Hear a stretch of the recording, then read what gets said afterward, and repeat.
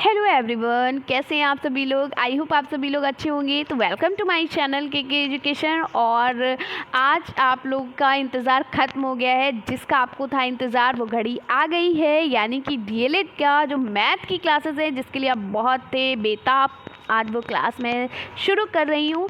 तो मैथ की मैंने सोचा क्यों ना मैं सारी चीज़ें एक साथ पढ़ाऊँ, और ये सारी चीज़ें एक साथ पढ़ाने का जो तरीका है वो हमें सिर्फ राजन सीरीज़ की बुक से ही दिखा।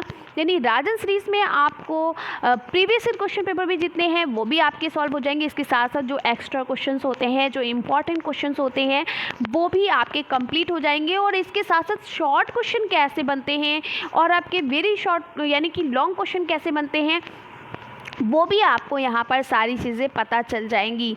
तो चलिए आज की पहली क्लास में मैं आपको मल्टीपल चॉइस क्वेश्चन से रूबरू करा देती हूँ। तो चलिए स्टार्ट करते हैं क्लास को। और हाँ, अगर आप चैनल पर पहली बार आए हो तो जल्दी से सब्सक्राइब कर लो और साइड में बेल आइकन ने प्रेस कर लो।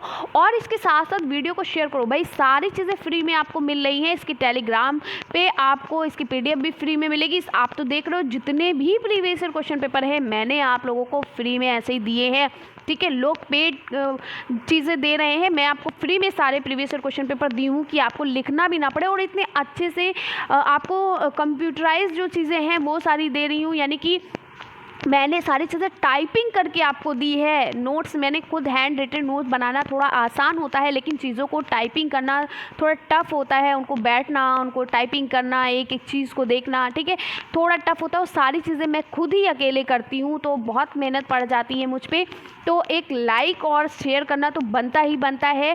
ठीक है, इसमें कंजूसी नहीं करनी है। इतनी मेहनत कर रही हूँ तो इतना तो बनता ही है। ठीक है, और वीडियो को शेयर ज़्यादा से ज़्यादा करिए। अगर आप मेरे साथ जुड़े हैं तो किसी भी चीज़ की ज़रूरत नहीं है कि आपको पैसे देकर ये पढ़ना पड़े। भाई डीएलएड कर रहे हो, बीटीसी कर रहे हो, 6 to 8 स्टैंडर्ड की चीज़ें आती हैं। इतनी कोई टफ नहीं होता है कि आपको इसके लिए बहुत पैसा खर्च करना पड़े, या ऐसा कुछ भी नहीं है। ठीक है, किसी के बहकावे में आने की ज़रूरत नहीं है कि ये पेड को ये आप पेड ले लो, कोर्स वो ले लो, कुछ नहीं। हम लोगों ने जैसे पढ़ा है वैसे आप लोगों को भी मैं पूरी चीज़ें बता रही हूँ कैसे आपको पढ़ना है। आप मेरे साथ जुड़े हो, आराम से आप 90% लाओगे। आपको नहीं यकीन है तो आप टेलीग्राम पे देखिए जाके के सबकी जिन्होंने बहुत अच्छे स्कोर किए, मैंने उनके स्क्रीनशॉट लगाए हैं। ठीक है, विद प्रूफ मैं आपको दिखा रही हूँ। और बस आप पढ़ो अच्छे से सारी चीज़ें। आपने प्रीवियस ईयर क्वेश्चन पेपर अगर पढ़ लिया है तो आप आराम से ला सकते हो नंबर। और आपको पता ही है, आपने फर्स्ट सेमेस्टर का एग्ज़ाम दिया ही है, देखा है कि सिर्फ और सिर्फ प्रीवियस ईयर क्वेश्चन पेपर से ही क्वेश्चन रिपीट होते हैं। ठीक है, तो हमें जैसे आपने फर्स्ट सेमेस्टर पढ़ा है वैसे ही आपको टेंशन लेने की ज़रूरत नहीं है। सेकंड सेमेस्टर भी आपको बहुत अच्छे से कवर हो जाएगा, लेकिन आपको पढ़ना डेली है। ठीक है, मेन सॉल्यूशन यही। लोग कह रहे हैं कि मैम मैथ में बैक लग गई, कुछ तरीका बताइए। कुछ तरीका बस यही है कि मल्टीपल रिविज़न करो। देखिए मैथ जो है वो प्रैक्टिस से आती है। अगर आप के पेपर के एक दिन पहले या पेपर के 5 दिन पहले प्रैक्टिस करोगे तो मैथ बिल्कुल नहीं कर पाओगे। मैथ आप अपने जैसे डेली रूटीन में आप खाना खाते हो ना, इसी तरीके से मैथ को भी खाना है आपको डेली रूटीन में। ठीक है, तो डेली रूटीन यानी कि आपको 24 घंटे में आपको 1 घंटा आपको मैथ में देना ही पड़ेगा। अगर आपकी मैथ वीक है तो 2 घंटे दो। ठीक है, मैथ सिर्फ और सिर्फ प्रैक्टिस से आती है। आप सोचो इसको हम रट्टा मार लें तो बिल्कुल नहीं कर सकते हो। ठीक है, तो चलिए स्टार्ट करते हैं। और बहुत सी हमारी गर्ल्स हैं जो बोलती है मैम मैथ बहुत वीक है हम लोग मैथ्स में, हम लोग लड़कियां। ऐसा कुछ नहीं है, लड़के लड़कियों से नहीं होता, सिर्फ प्रैक्टिस से सारी चीज़ें होती हैं। ठीक है, तो चलिए स्टार्ट करते हैं क्लास को। और पहला जो क्वेश्चन है आपका क्लास में वो है ये राजन सीरीज़ की, आपका जो ये राजन सीरीज़ है उसका ये आपका पार्ट है जो प्रीवियस क्वेश्चन पेपर से ही स्टार्ट हुआ है। और ये 2023 की राजन सीरीज़ है। ठीक है, नई राजन सीरीज़ आपको पढ़ा रही हूँ। ठीक है, तो चलिए ये है आपका 10 प्रश्न जो 2015 के जो पेपर स्टार्ट हुए हैं वो आपको करा रही हूँ। तो चलिए पहला क्वेश्चन स्क्रीन पर है और ध्यानपूर्वक क्वेश्चन को समझिए। तो पहला क्वेश्चन क्या कहा गया है? पहला क्वेश्चन कहा गया है कि √2, ठीक है, √2, √4 और √0.4 और √0.2 में परिमेय संख्या क्या है? तो आपको एक चीज़ बता दें, अगर किसी भी संख्या का अगर वर्गमूल निकल रहा है तो वो यानी कि 2 की घात 2 ये हमारा क्या है, 2 की घात 2 ये हो गया 4। तो ये हमारी अगर किसी भी संख्या का वर्गमूल बनता है तो वो परिमेय संख्या होती है। ठीक है, चलिए यानी कि परिमेय संख्या होती क्या है? ऐसी संख्या जिसे हम P/Q के रूप में व्यक्त कर सकते हैं। और Q जो हमारा जो है वो किसके बराबर होना चाहिए, वो 0 के बराबर नहीं होना चाहिए। ठीक है, यानी Q हमारा 0 के बराबर ना हो। ठीक है, यानी हमारा 1/0 ना लिखा हो। ठीक है, P/Q इस तरीके से ना हो, बल्कि 0/1 हो सकता है। ठीक है, तो यहाँ पर हमारी परिमेय संख्या क्या है, तो √4 जो है ये हमारी परिमेय संख्या है। वो कैसे है, चलिए आपको समझाते हैं। √4 जो है ये हमारी परिमेय संख्या है। इसके अंदर हम इसको 2 गुणे 2 भी लिख सकते हैं। और जब भी हम अंडर से किसी भी संख्या को बाहर करते हैं, उसका वर्गमूल निकालते हैं, तो वो हो जाएगा 2। तो ये हमारा उत्तर हो गया। ठीक है, तो परिमेय संख्या इसमें कौन सी है, तो √4 जो है वो हमारा परिमेय संख्या है। ठीक है, √4। तो उत्तर नंबर आ हमारा सही है। अगला प्रश्न देखिए क्या है। अगला प्रश्न है 33.328 में अंक 2 का स्थानीय मान होगा। तो चलिए बताते हैं। 33.328 अगर इस तरीके से लिखा है, 33.328 में हमारा जो है वो स्थानीय मान क्या है, तो कुछ नहीं करना, आपको बस इतना करना है। अगर दशमलव के बाद कोई संख्या है तो हम कैसे उसका स्थानीय मान निकालेंगे। मान लो 8 लिखा है, तो 8 का स्थानीय मान क्या हो जाएगा, ये दशमलव है, दशमलव के नीचे दशमलव लगाया। दशमलव के बाद कितनी संख्या है, 2 संख्या है, तो हमने 2 0 लगाया और 8 हमारा है, तो यहाँ पर लिख दिया 8। ये हमारा हो गया उत्तर। लेकिन आपसे कहा है 2 का, तो हम कैसे लिखेंगे, दशमलव के बाद क्या है, 3 2 8। हमने दशमलव के नीचे दशमलव लगाया और दशमलव के बाद कितना है, कितनी संख्या है, 1, तो हमने 1 0 लगाया और उसके बाद क्या है, 2 का हमें तो स्थानीय मान निकालना है। तो ये हमारा हो गया उत्तर। तो हमारा उत्तर क्या हो गया, 0.02 हमारा क्या है, ये हमारा क्या है, यानी कि 0.02 हमारा जो है ये स्थानीय मान है। उत्तर नंबर दा आपका सही है। समझ में आ गया आपको कि कैसे हमें स्थानीय मान निकालना है। ठीक है, अगर यहीं पर आपको 3 का स्थानीय मान पूछा जाता तो हमारा क्या है, 33.328। 3 का पूछा जाता तो हम कैसे लिखते, दशमलव के नीचे दशमलव लगाते और 3 हमारा है 3 ही लिख देते, तो हमारा 0.3 यही हमारा आंसर होता। समझ में आ गया। 2 का निकालते क्या हो जाता, 0.3 आपकी एक संख्या है दशमलव के बाद, तो एक संख्या के जो संख्या है इसके नीचे हम 0 लिख देते हैं और 2 का 2 हो जाएगा, यानी 0.2 सॉरी यहाँ पर क्या हो जाएगा 0.02, यानी 0.02 आपका क्या हो जाएगा स्थानीय मान। अगर 8 का निकालना होता तो हम पॉइंट लगाते, यानी दशमलव लगाते, और दशमलव के बाद कितनी संख्या 2 हैं, तो 1 2 2 0 लगाते और 8 के नीचे 8 उतार देते। ये सारे हमारे उत्तर हो जाते। लेकिन यहाँ पर 2 का पूछा है तो हमारा उत्तर क्या होगा, 0.02। ठीक है, यानी 0.02 हमारा क्या होगा, उत्तर होगा। ठीक है, समझ में आ गया। चलिए आगे बढ़ते हैं। अगला क्वेश्चन है हमारा स्क्रीन पर, 2 की घात x + 1 बराबर 16, तो x का मान होगा। तो बहुत आसान है और मैंने कई बार आपको कराया भी है। और एक बात ध्यान दीजिएगा, ये कुछ नया क्वेश्चन नहीं है, ये फर्स्ट सेमेस्टर में भी क्वेश्चन था आपका। ठीक है, तो चलिए हम इसको निकालते हैं। तो हमसे क्या कहा गया है, हमसे कहा गया है कि 2 की घात, क्वेश्चन को एक बार पढ़ लेते हैं, मैं क्वेश्चन को भूल गई हूँ। ठीक है, क्वेश्चन क्या हमारा, 2 की घात x + 1 यानी 2 की पावर x + 1 = 16। तो 2 की घात है x + 1 बराबर 16। चलिए अब हमें x का मान इसमें निकालना है। तो ध्यान दीजिएगा, हम क्या करते हैं, इन दोनों को हम क्या करते हैं, बराबर कर लेते हैं। ठीक है, तो 16 को भी हम घात में क्यों ना बदल दें। जब हम 16 को घात में बदल देंगे तब हमारा ये x + 1 हमारा मान आ जाएगा अच्छे से। तो हम क्या करेंगे, 16 को कैसे लिखेंगे, तो 2 की घात x + 1 बराबर 2 × 2 × 2 × 2, यानी 2 दूनी 4, 4 दूनी 8, 8 दूनी 16 हो गया। यानी कि 2 की घात, इसको हम 2 की घात 4 भी तो लिख सकते हैं। ठीक है, क्योंकि 2 की घात 4 को हमने तोड़ दिया किसमें, 2 दूनी 4, 4 दूनी 8, 8 दूनी 16। या तो हम ऐसे लिख सकते हैं, या तो हम ऐसे लिख सकते हैं, या तो हम ऐसे भी लिख सकते हैं। तो हमारा 2 की घात x + 1 बराबर क्या हो गया, 2 की घात 4 हो गया। अब हम क्या करेंगे, ये दोनों संख्याएं बराबर हैं तो ये भी बराबर होनी चाहिए। ठीक है, अब हमें x का मान निकालना है। तो हम क्या करेंगे, डायरेक्ट हम x + 1 बराबर 4 लिख सकते हैं। क्यों, क्योंकि ये घातें हमारी, ये जो संख्या है हमारी, ये बराबर हैं। अगर ये संख्या हमारी बराबर नहीं होती तो हम इसको इस तरीके से नहीं लिख सकते थे। समझ में आ गया। तो x + 1 बराबर क्या है, 4 है। तो हम इसको ये भी लिख सकते हैं x बराबर 4 माइनस 1। कैसे? जब भी हम एक पक्ष से दूसरे पक्ष की ओर किसी संख्या को ले जाते हैं, किसी नंबर को ले जाते हैं, तो हमारे जो चिन्ह होते हैं वो भी बदल जाते हैं। ठीक है, या हम इसको इधर लाएं या हम इसको इधर लाएं, दोनों तरफ हमारे चिन्ह बदलेंगे। तो यहाँ पर प्लस का 1 है, यहाँ पर हो जाएगा माइनस का 1। ठीक है, इसलिए अब 4 में से 1 गया, क्या बचा? 3। तो x बराबर क्या हो गया? 3। यही हमारा उत्तर है। आई होप आपको समझ में आ गया होगा। तो उत्तर हमारा क्या है? 2 की घात x प्लस 1 बराबर 16। तो x का मान क्या होगा? 3 होगा। ठीक है, उत्तर हमारा 3 सही है। अगला प्रश्न है हमारा 1/8 माइनस 3/8 प्लस 2/8 भाग 1/4 का 1/2 का मान होगा। ठीक है, चलिए इसको सॉल्व करते हैं। तो क्या कहा गया है? यहाँ पर कहा गया है 1/8 माइनस 3/8 और क्या कहा गया था? प्लस 2/8 भाग 1/4 और कहा गया था का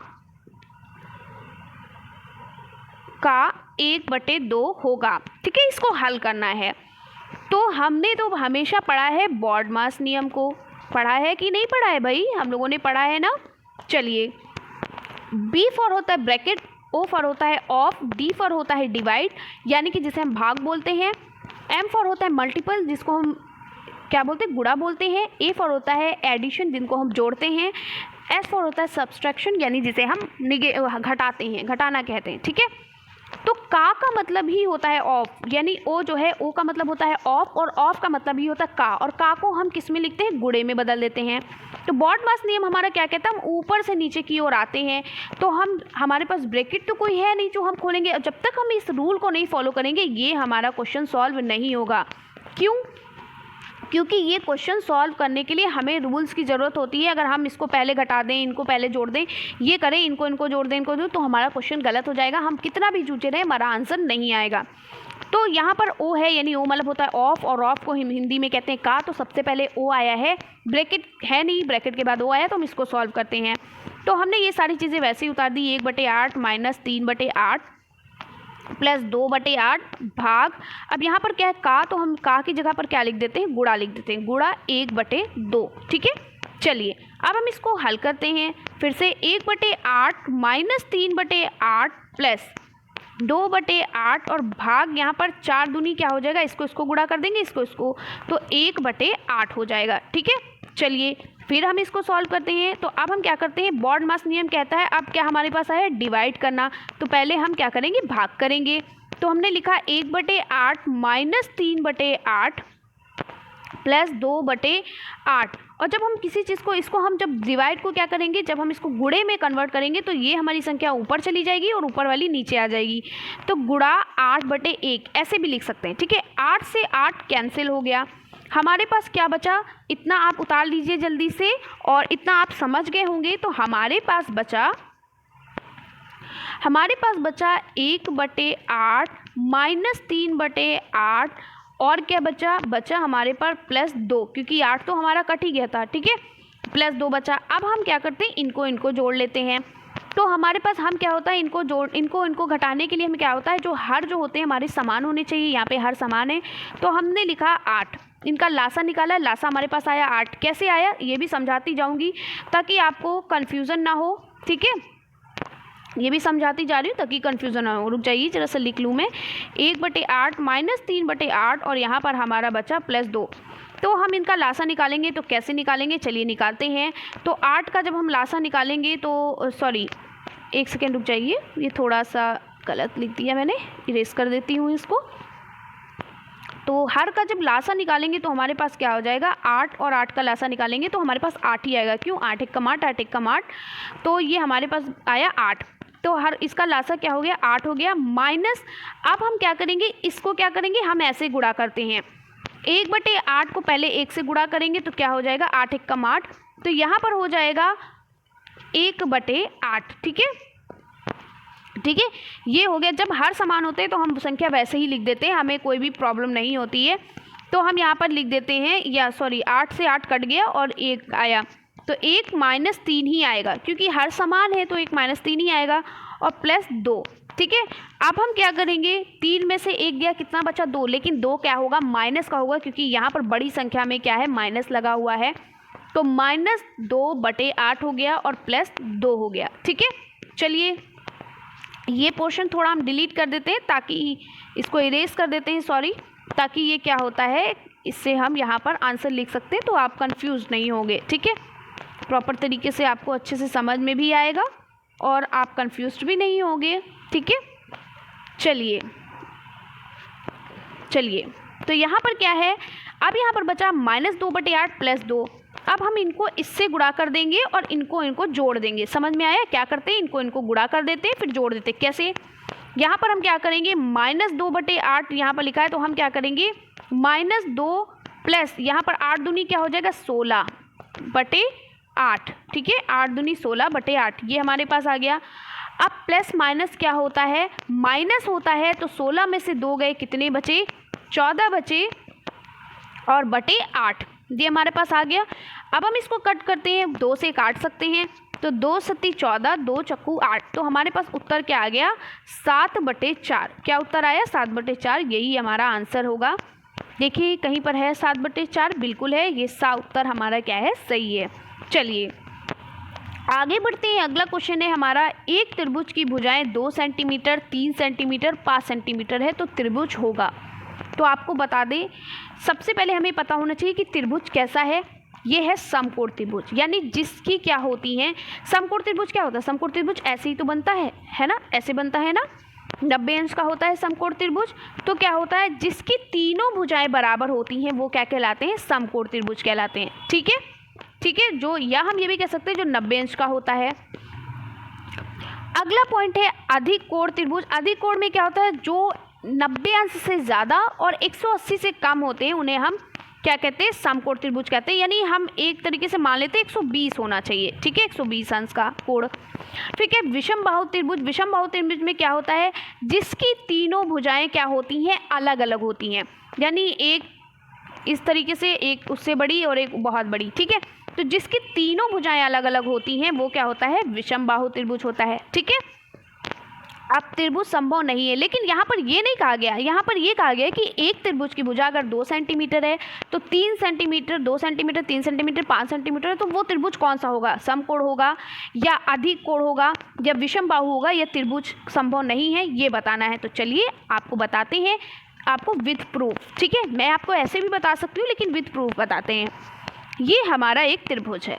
ठीक है, क्या है, त्रिभुज है।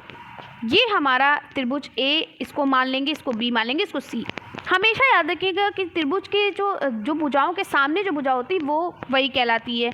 तो ए के सामने ए हम करते हैं, सी के सामने इसको सी मान लेते हैं और बी के सामने इसको बी मान लेते हैं। ठीक है, हमेशा याद कर लिएगा, ये आपको पॉइंट हमेशा याद रखना है कि त्रिभुज की 2 भुजाएं हमेशा एक भुजा से बड़ी होती है। ठीक है, यानी a + b जो है हमेशा क्या होगा, c से बड़ा होगा, या b + a जो होगा या b + c जो होगा वो हमेशा a से बड़ा होगा। ठीक है, या a + c जो होगा वो हमेशा b से बड़ा होगा। यानी त्रिभुज की 2 भुजाएं जो हैं वो हमेशा एक भुजा से क्या होती है, बड़ी होती है। ये पॉइंट लिख लीजिए। ठीक है, ये पॉइंट नोट कर लीजिए कि त्रिभुज की 2 भुजाएं हमेशा एक भुजा से बड़ी होती है।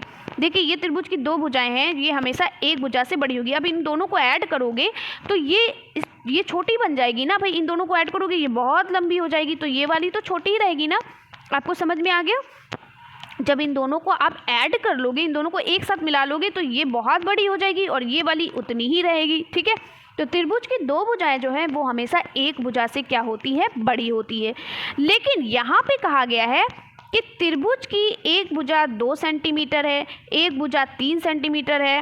ठीक है, तो त्रिभुज की जो भुजाएं हैं 2 सेंटीमीटर, 3 सेंटीमीटर, 5 सेंटीमीटर है, यानी कि यहाँ पर ये त्रिभुज है हमारा, इसकी भुजा क्या है, 2 सेंटीमीटर, 3 सेंटीमीटर, 5 सेंटीमीटर। और आपको पता है, अभी मैंने आपको बताया, त्रिभुज की 2 भुजाएं एक भुजा से बड़ी होती है। तो अगर हम 2 और 3 को मिला लेंगे तो ये बराबर 5 हो गया। तो 2 यानी कि a + b = सी। तो यहाँ पर क्या हो गया, 2 3 2 क्या हो गए, या 2 3 हो गए 5, 5 बराबर 5। यानी त्रिभुज की कोई मतलब भुजाएं जो होती, तीनों भुजा बराबर नहीं होंगी। त्रिभुज की 2 भुजाएं जो होती हैं वो हमेशा एक भुजा से बड़ी होती है। ठीक है, तो यहाँ पर आपका उत्तर क्या होगा, यहाँ पर उत्तर होगा आपका त्रिभुज असंभव नहीं है। भाई त्रिभुज की तीनों भुजाएं बराबर हैं मान लो, ठीक है, अब यही सोच लो त्रिभुज की तीनों भुजाएं बराबर हैं, ठीक है, ये 3 सेंटीमीटर, ये 3 सेंटीमीटर, ये 3 सेंटीमीटर है, ठीक है। और यहाँ पर बताना है कि त्रिभुज की तीनों भुजाएं बराबर है, तो वो त्रिभुज क्या होगा। तो हमेशा इसका क्या होता है, a प्लस बी बराबर क्या होगा, c होगा, c प्लस बी बराबर क्या होगा, a होगा, ठीक है। b प्लस सी बराबर क्या होगा, b प्लस सी बराबर क्या होगा, सॉरी c प्लस बी बराबर a होगा, ठीक है। और b प्लस सी बराबर क्या होगा, यहाँ पर होगा a प्लस सी बराबर b, ठीक है।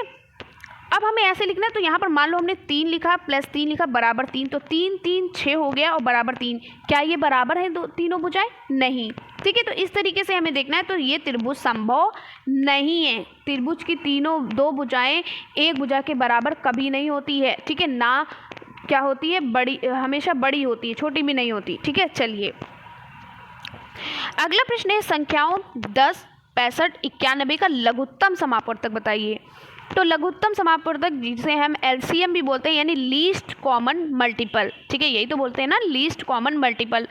तो इसमें क्या होता है, ऐसी संख्या जो तीनों संख्याओं को काट दे, ठीक है, यानी ऐसी छोटी से छोटी संख्या जो तीनों संख्याओं को आपस में काट दे, तो वो क्या होती है, लीस्ट कॉमन फैक्टर कहलाता है, ठीक है।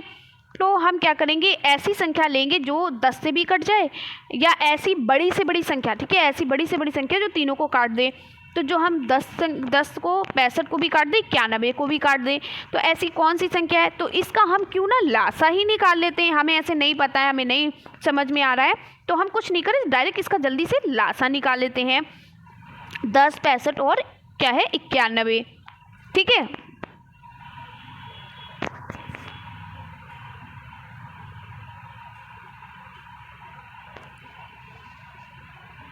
चलिए देखिए, 2 से जाता है जाएगा, 2 पंचे 10 हो जाएगा, और ये 65 ही रहेगा, ये 2 से नहीं जाएगा, इसको भी उतार लेते हैं। 5 से करते हैं, 5 एकम 5, और ये जाएगा 5 एकम 5, 5 तिया 15, और ये हो जाएगा 91, इसको उतार लेते हैं, ठीक है, क्योंकि ये 5 से नहीं जाएगा। अब हम 13 से करते हैं, तो 13 एकम 13, 13 एकम, ये एकम हो गया, और ये हो गया 91, तो 13 सत्ते 91 होता है, ठीक है, 13 सत्ते क्या होता है 91। अब 7 यहाँ पर हो गया, कट गया, हमारे पास क्या आया, 2 गुणे 5 गुणे 13 गुणे 7। अब इनको हम गुणा कर लेते हैं, तो 5 दूनी 10 होता है, 13 धाम 130, और 130 को हम 7 से गुणा करते हैं, कितना आएगा, तो 7 0 0 हो जाएगा, 7 3 21, एक बचा, हासिल आए 2, 7 एकम 7, और हो जाएगा 7 2 9, ठीक है। तो हमारा उत्तर आया 910। कितना उत्तर आया, 910। तो ये वो बड़ी से बड़ी संख्या थी जो इन तीनों को काट सकती है, ठीक है, ऐसी वह बड़ी से बड़ी संख्या जो तीनों को काटती है, ठीक है। तो ये हमारी क्या हो गई, क्या आया था 910, ये हमारा उत्तर हो गया, ठीक है। इस तरीके से आपको डायरेक्ट लासा निकाल लेना, आपको ज़्यादा दिमाग नहीं लगाना है, ठीक है, दिमाग लगाने से ज़्यादा कन्फ्यूजन हो जाती है, ठीक है। तो अब जल्दी जल्दी से पेंसिल ज़रूर ले जाइएगा, पेंसिल से लासा निकालिएगा और जल्दी से वो आंसर दे दीजिएगा, ठीक है। इससे क्या होगा, इससे आपको कन्फ्यूज़न नहीं होती है और आपको टेंशन भी नहीं रहती, ऐसा तो नहीं कि मैंने गलत लगा दिया, आप उसी में जूझे रहो, ठीक है। तो आप जल्दी से क्यों ना उसका लासा निकाल लो, जब आपको एक आसान तरीका पता है तो आप उसको सॉल्व करो, ठीक है। जो आप देखो, किसी चीज़ का अगर आपको आसान तरीका पता हो तो आप उसको, उस मैटर को यूज़ करो, ठीक है, उस टॉपिक्स को यूज़ करो, ठीक है, या उस फॉर्मूला को यूज़ करो। चलिए अगला क्वेश्चन कहा गया कि 2 असमान परिमेय संख्याओं के बीच कितनी परिमेय संख्या होती हैं।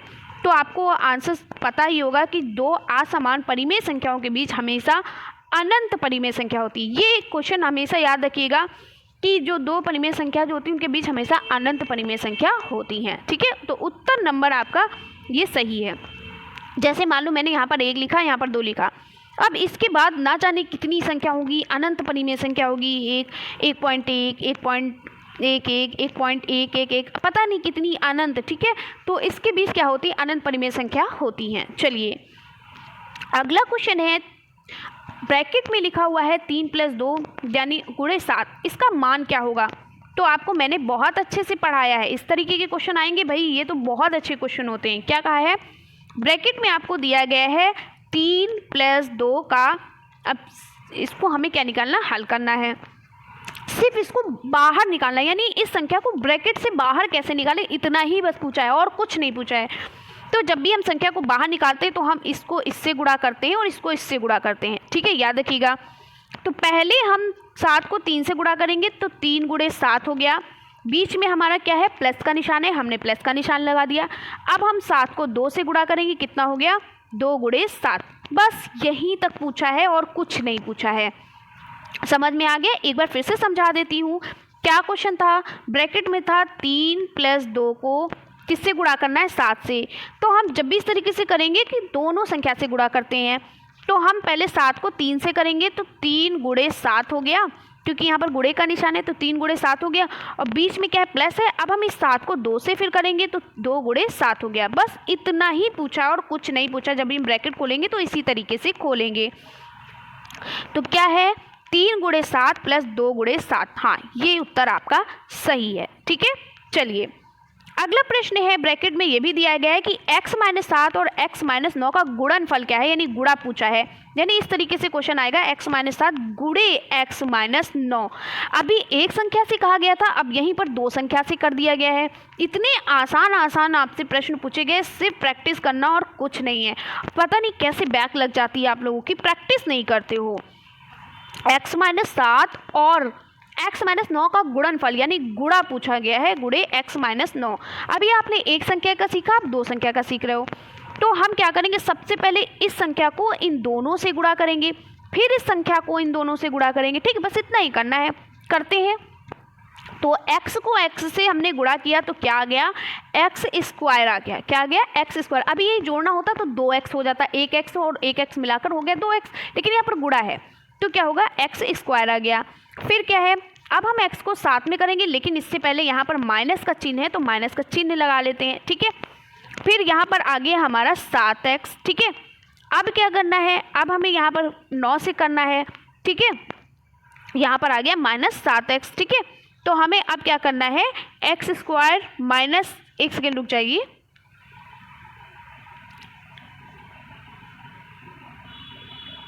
चलिए।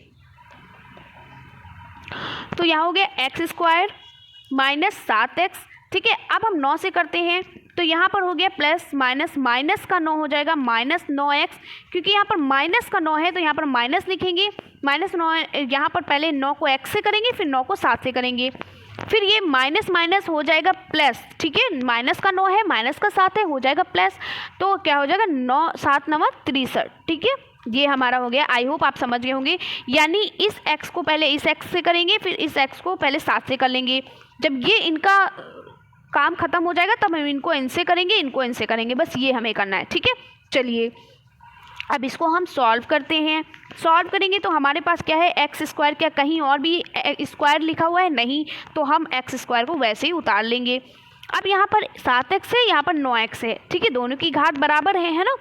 तो यहाँ पर माइनस माइनस में है तो माइनस माइनस मिलकर हो जाएगा प्लस, ठीक है। माइनस माइनस क्या होता है, प्लस, यानी हम इन दोनों को जोड़ देंगे। तो 9 में 7 जोड़ेंगे, कितना हो जाएगा, 9 7 16, ठीक है, 16 हो जाएंगे। लेकिन यहाँ पर बड़ी संख्या पर 9 है इसलिए माइनस ही लगाएंगे, -16x हो जाएगा, ठीक है। अब यहाँ पर क्या है, +63। तो यही हमारा क्या है, उत्तर है। समझ में आ गया। चलिए देखिए, x² -16x +63, बिल्कुल सही, पहला ही उत्तर आपका सही है। चलिए अगला प्रश्न देखते हैं। अगला प्रश्न है आपका, एक त्रिभुज का क्षेत्रफल 48 वर्ग सेंटीमीटर है। यदि उसकी ऊंचाई 8 सेंटीमीटर है तो त्रिभुज का आधार होगा। एक चीज़ याद रखिएगा, त्रिभुज का क्षेत्रफल जो है वो हम 3 तरीके से निकाल सकते हैं। त्रिभुज का क्षेत्रफल कैसे, एक तरीका होता है समकोण त्रिभुज के द्वारा निकालना, ठीक है। एक तरीका होता है, थोड़ा सा यहाँ पर लिखने में मिस्टेक हो रही है तो आप लोग अच्छे से लिख लीजिएगा, ठीक है, मैं बोल रही हूँ आप लिखते जाइए। एक तरीका है समकोण त्रिभुज का निकालना,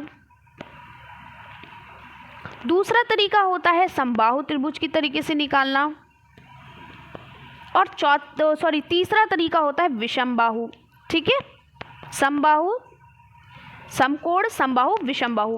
हम कैसे जानेंगे कि ये त्रिभुज समबाहु त्रिभुज का बता रहा है या विषमबाहु त्रिभुज का बता रहा है या समकोण का बता रहा है? इस तरीके से जानेंगे, जब भी आपके क्वेश्चन में आधार दिया हो, जब भी आपके क्वेश्चन में ऊंचाई भी दी हो, तो समझ लीजिएगा कि वो हमारे समकोण त्रिभुज का पूछ रहा है, क्योंकि इसका जो क्षेत्रफल होता है वो होता है, क्षेत्रफल बराबर होता है 1/2 गुणे आधार गुणे ऊंचाई। ठीक है, समझ में आ गया। और समबाहु त्रिभुज का क्या होता है, जब भी आपसे कहे कि एक ही भुजा दी जाए, मान लो किसी मतलब एक क्वेश्चन में दिया गया कि किसी त्रिभुज की एक भुजा इतनी है, बाकी का आपको निकालना होगा, तो जब एक भुजा के बारे में बात की जाए वहाँ पर हम समबाहु त्रिभुज का यूज़ करेंगे। और जहाँ पर कहा जाए कि ए बराबर इतना है, बी बराबर इतना, यानी कि तीनों भुजाओं के बारे में बात की जाए और आपको आंसर्स देना है, क्षेत्रफल निकालना है, तो आप विषमबाहु त्रिभुज का यूज़ करेंगे। लेकिन तीनों के लिए जो आपके जो वो होते हैं, क्या बोलते हैं, फॉर्मूला, वो अलग अलग होते हैं। चलिए, अगर एक त्रिभुज, यहाँ पर क्या है, आधार दिया गया है किसी त्रिभुज में और उसकी ऊंचाई दी गई है, तो आपको क्या उत्तर लगाना है, आपको इसके लिए आपको क्या फॉर्मूला यूज़ करना है, त्रिभुज का क्षेत्रफल बराबर क्या हो जाएगा, 1/2 गुणे आधार गुणे ऊंचाई। ये समकोण त्रिभुज होगा, ये आपको समझ जाना है। अगर आपके त्रिभुज में कहा गया कि एक ही भुजा दी गई है, ठीक है, मान लो किसी क्वेश्चन में एक ही भुजा के बारे में बताया गया, बाकी आपको निकालना है, तो आपका कौन सा सूत्र लगाना है, त्रिभुज का क्षेत्रफल बराबर √3/4 गुणे भुजा स्क्वायर।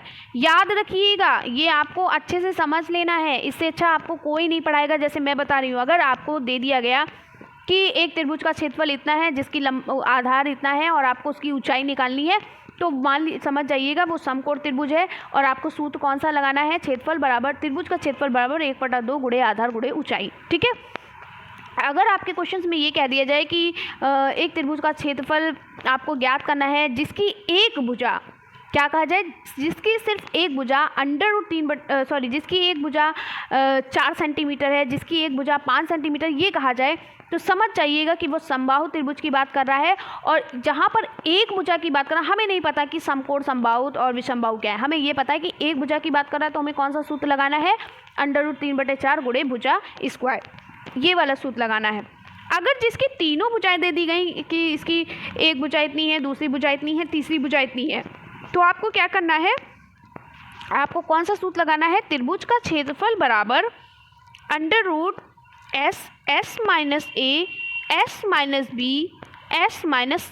ये आपको लगाना है। या आप इसे लिख सकते हैं S बराबर A + B + C/2, ये आप दो सूत्र यूज़ कर सकते हो। ठीक है, तो आई होप आपको पॉइंट समझ में आ गया होगा कि अगर आपसे कहा जाए त्रिभुज, एक मान लो कहा जाए कि एक त्रिभुज का क्षेत्रफल इतना है, उसकी ऊंचाई इतनी है, तो उसका आधार निकालना है, तो आपको कौन सा सूत्र लगाना होगा, क्षेत्रफल बराबर 1/2 गुणे आधार गुणे ऊंचाई। अगर आपसे कहा जाए कि एक त्रिभुज का क्षेत्रफल आपको ज्ञात करना है जिसकी एक भुजा क्या है, इतने सेंटीमीटर है, तो यानी एक भुजा की बात की गई, तो आपको वहाँ पर कौन सा सूत्र लगाना है, √3/4 गुणे भुजा स्क्वायर।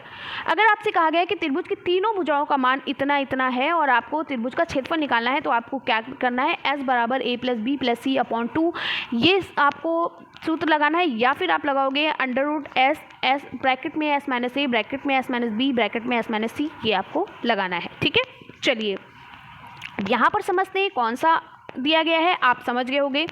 एक त्रिभुज का क्षेत्रफल 48 वर्ग सेंटीमीटर है, यानी क्षेत्रफल यहाँ पर दे दिया गया है और कहा गया है कि यदि इसकी ऊंचाई 8 सेंटीमीटर है तो त्रिभुज का आधार क्या होगा। अब देखिए, मैंने आपको बताया कि जहाँ पर किसी भी त्रिभुज की ऊंचाई और आधार दे दिया जाए तो कौन सा सूत्र होता है, क्षेत्रफल बराबर 1/2 गुणे आधार गुणे ऊंचाई। बस यही हमें करना है। तो चलिए सॉल्व करते हैं। यानी यहाँ पर समकोण त्रिभुज के बारे में कहा गया है, तो हम यहाँ पर कौन सा सूत्र लगाएंगे, त्रिभुज का क्षेत्रफल बराबर 1/2 गुणे आधार गुणे ऊंचाई। ठीक है, और हमें यहाँ पर क्या आंसर लिखना है, यहाँ पे हमें आंसर लिखना है, एक सेकेंड इरेज कर देती हूँ। यहाँ पे हमें आंसर क्या, अब क्या त्रिभुज का क्षेत्रफल दिया गया था, त्रिभुज का क्षेत्रफल कितना दिया गया है, त्रिभुज का क्षेत्रफल दिया गया था 48 बराबर 1/2 गुणे आधार क्या था, आधार आपको निकालना था ऊंचाई क्या थी आपकी 8 थी, सॉरी आधार हाँ निकालना था तो हम आधार लिख देते हैं और ऊंचाई आपकी क्या थी 8 थी। ठीक है, यही तो थी। चलिए अब हम इसको सॉल्व करते हैं। तो हम क्या करते हैं, जब भी ये जो समान चीज़ें होती हैं इससे कट कर देते हैं। ठीक है, तो ये क्या हो जाएगा, एक बार क्वेश्चन पढ़ लेते हैं, मुझे थोड़ा सा मिस्टेक लग रहा है। ऊंचाई 8 दी है, क्षेत्रफल 48 दिया गया। चलिए फिर से लगाते हैं। तो त्रिभुज का क्षेत्रफल बराबर क्या हो जाएगा, त्रिभुज का क्षेत्रफल बराबर हो जाएगा 1/2 गुणे आधार गुणे ऊंचाई। ठीक है, तो यहाँ पर क्या है, त्रिभुज का क्षेत्रफल दिया गया है 48 बराबर 1/2 गुणे आधार हमें निकालना है, यानी बेस निकालना है, गुणे ऊंचाई हमारी कितनी है 8 है। ठीक है, चलिए तो हम इसको कैंसिल कर देते हैं। 2 1 कम 2, 2 चक्कू 8 हो गया। ठीक है, अब यहाँ पर क्या आ गया, 48 बराबर बेस हमारा है यानी आधार है बटे गुणे 4। अब जब हम गुणे में चीज़ को इधर, जब गुणे से चीज़ों को इधर लेकर आते हैं तो ये 48 ये बटे में गुणे आ जाएगा। ठीक है, बराबर आधार। तो 4 1 कम 4, 4 दूनी 8, तो हमारा उत्तर कितना आ गया 12 सेंटीमीटर, यानी 12 चक्कू 48 हो गया। तो आधार बराबर कितना हो गया 12 सेंटीमीटर। तो चलिए देखते हैं क्या 12 सेंटीमीटर है, बिल्कुल है, उत्तर नंबर ए आपका सही है। ठीक है, चलिए अगला प्रश्न है आपका, आज 10 ही क्वेश्चन करा दें वरना आप बहुत ज़्यादा हो जाएगा, फिर आप थक जाओगे। चलिए 15 करा देते हैं। अब 2016 का जो बैक पेपर आया था सेकेंड सेमेस्टर का वो कराने जा रही हूँ। ठीक है, कहा गया 16, 32 और 64 का लासा है। ठीक है, और लासा में क्या होता है, हम बड़ी से बड़ी संख्या ऐसी लेते हैं जो क्या करते हैं, देखिए वह संख्या जो क्या होता है, जो दी गई संख्या से कट जाए। ठीक है, ऐसी संख्या जो इस दी गई संख्या से क्या हो जाती है, कट जाती है, तो हम उसे क्या कहते हैं, लघुत्तम समापवर्तक कहते हैं, या फिर हम उसे कहते हैं लीस्ट कॉमन मल्टीपल। ठीक है, तो वह बड़ी से बड़ी संख्या, देखिए जब भी कोई बड़ी से बड़ी संख्या होगी तो तभी तो वो किसी से कटेगी, है ना। तो यहाँ पर तो पहला उत्तर तो यहाँ पर साफ साफ नज़र आ रहा है, 64 जो है वो 16 से भी कटेगा, 32 से भी कटेगा और 64 से भी कटेगा। ठीक है, तो हमेशा हम बड़ी से बड़ी संख्या को यूज़ करते हैं या फिर उससे भी बड़ी हो। ठीक है, और अगर हमें मान लो ये नहीं समझ में आ रहा है हम कैसे, तो हम सीधे इसका क्यों ना लासा निकाल लेते हैं। ठीक है, चलिए हम इसका सीधे लासा निकाल लेते हैं 16, 32 और 64 का। तो चलिए हम निकालते हैं। तो 16 1 कम 16, 16 दूना 32, 16 चक्कू 64। ठीक है, अब यहाँ पर क्या आया, 2 2 1 कम 2, 2 दूनी 4।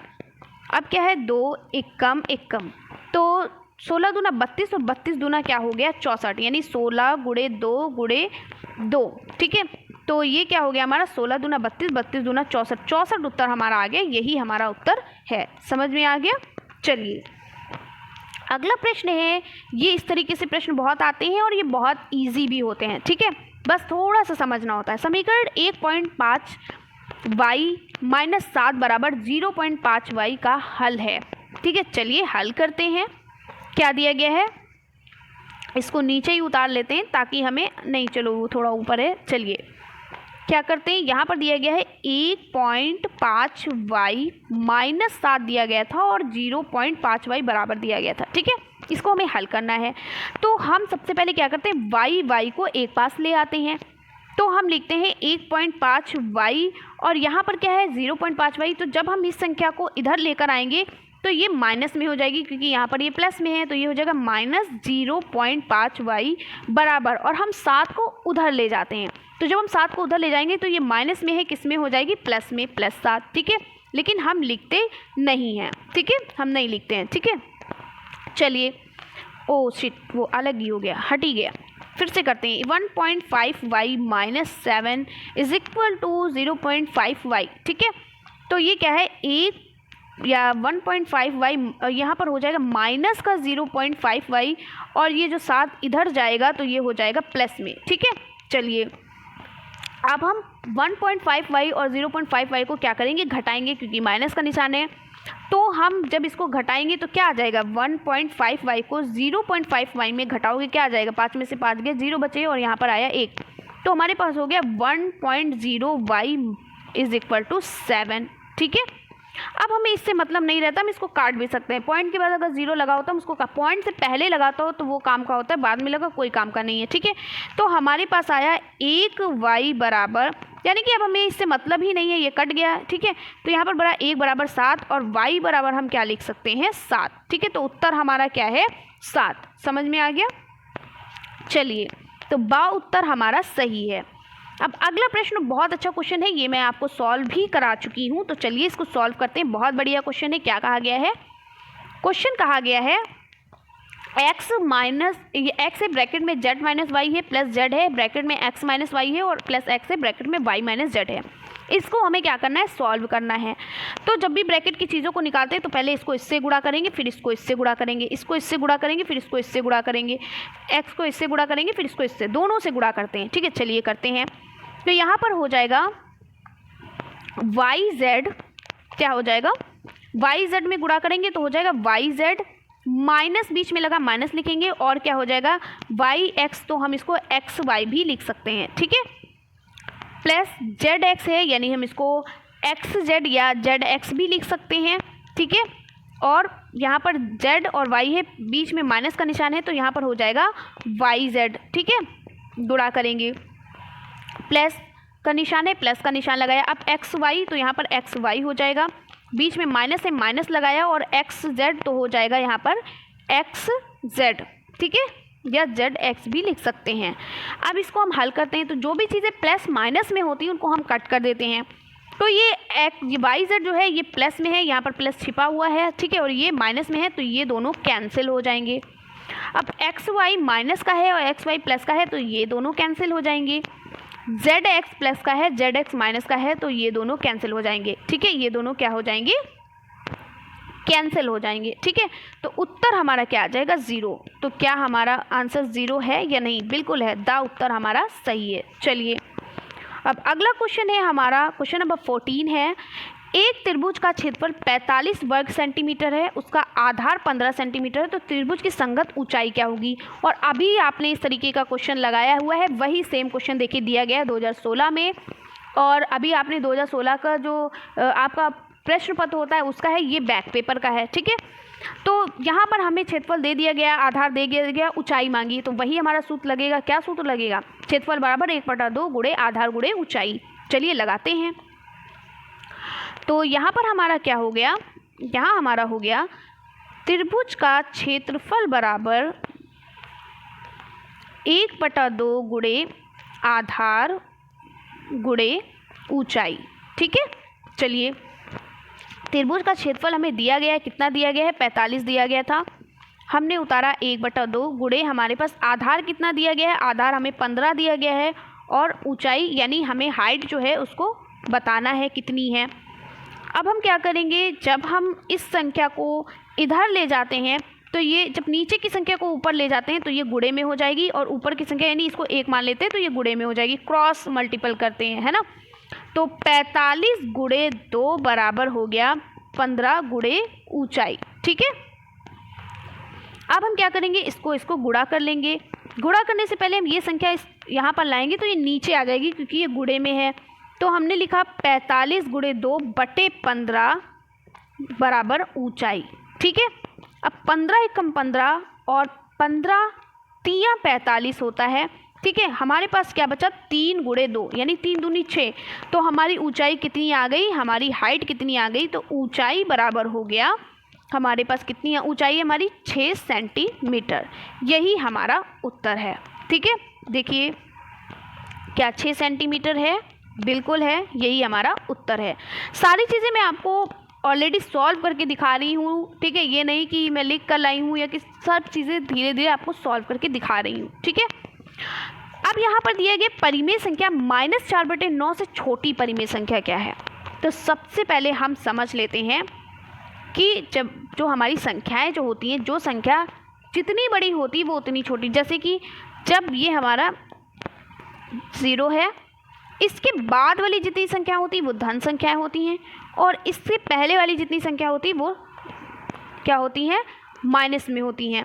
तो जब हम संख्या इधर से इधर की ओर जाते हैं तो संख्या क्या होती, बढ़ती जाती हैं, और इधर से इधर जाते हैं तो संख्याएं क्या होती, घटती जाती हैं। जैसे हमने लिखा +1 +2 +3 +4, तो ये संख्या क्या हो रही, बढ़ रही हैं।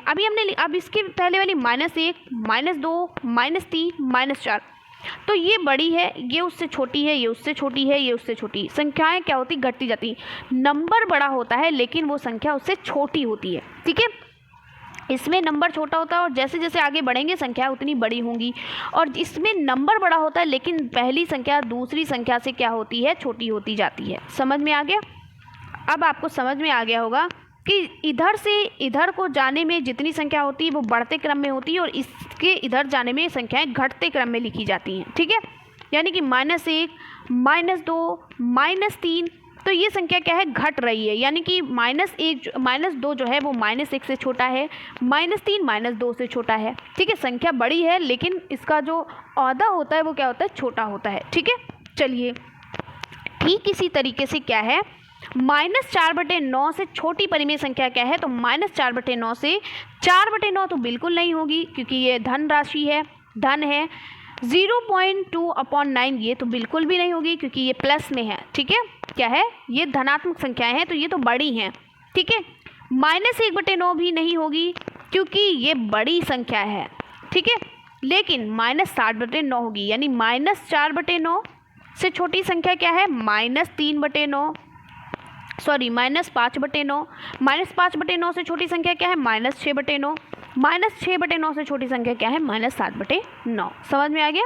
जब भी हम क्या करते हैं, इधर तरफ आते हैं तो वो संख्या बड़ी होती है लेकिन उसकी संख्या जो होती है वो छोटी मानी जाती है, ठीक है। तो -7/9 सबसे छोटी संख्या है। समझ में आ गया।